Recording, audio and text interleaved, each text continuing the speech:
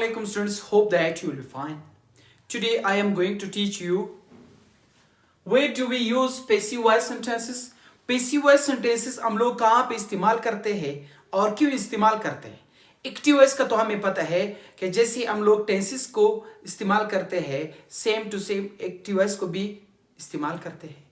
तो काफी स्टूडेंट पूछते हैं कि sir why do we study, why we are studying passive voice sentences. Passive voice sentences का बहुत अहम रूल है. Let's move. जो फर्स्ट है हमारे पास we use in formal writing और इनफॉर्मल लैंग्वेज.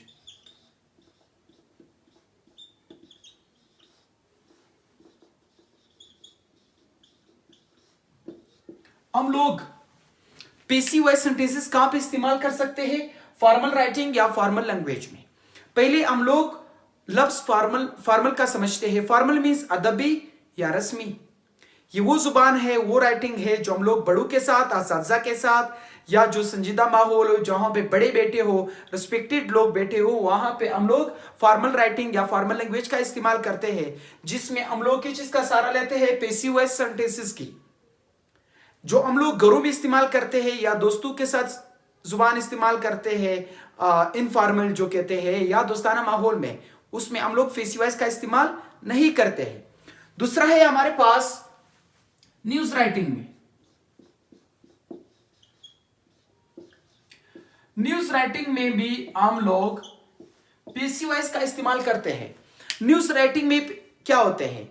वहां पे हमारे पास जो सब्जेक्ट है वो अननोन होते हैं. बजट पेश किया जा रहा है, हुकूमत ये दिया जा रहा है, ये दिया जाएगा, लेकिन यहां पे एग्जैक्टली जो सब्जेक्ट होते हैं वो मालूम नहीं होते हैं. तो इसीलिए यहां पे पैसिव वॉइस सेंटेंसेस का इस्तेमाल की जाती है. इसीलिए हमारे पास जैसे हम लोग कहते हैं वो खाना पका रही है, पकाना, खाना उसके जरिए पकाए जा रही है या पकाया जा रहा है. या जो हम लोग कहते हैं आज घर में क्या पकाओगे, आज घर में क्या पकाया जाएगा, लेकिन यहां पे हमारे पास जो सब्जेक्ट है वो क्या होते हैं? Unknown subject. When our subject is unknown, unknown subject के लिए हम लोग किस चीज का इस्तेमाल करते हैं? पैसिव वॉइस सेंटेंसेस का. यानी आज घर में क्या पकाया जा रहा है या आज घर में क्या पकाया जाएगा. इससे मुराद यहां पे हमारे पास सब्जेक्ट मालूम नहीं है. जब सब्जेक्ट मालूम ना हो तब हम लोग वहां पे पैसिव वॉइस सेंटेंसेस का इस्तेमाल करते हैं. और दूसरी बात, पैसिव वॉइस सेंटेंसेस फॉर्मल होते हैं, इनफॉर्मल नहीं, गैर अदबी नहीं, गैर रस्मी नहीं. फिर उसके बाद हम लोग न्यूज राइटिंग में, कॉलम राइटिंग में, कॉलम राइटिंग में भी पैसिव वॉइस सेंटेंसेस का इस्तेमाल किया जाता है. कॉलम राइटिंग से मुराद क्या हो? वह जो कॉलम होते हैं न्यूज़पेपर में वो क्या होते हैं? वो फॉर्मल होते हैं.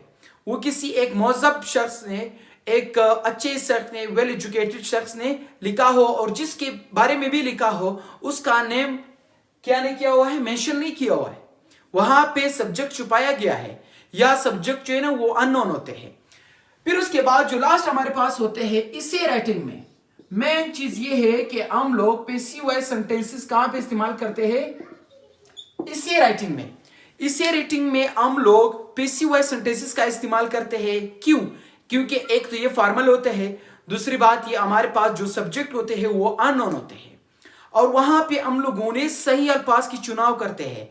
We are going to select the best words to write इसे राइटिंग. और या फिर आप कहते हो किसी को लेटर भेजना या एप्लीकेशन भेजना किसी इदारे को,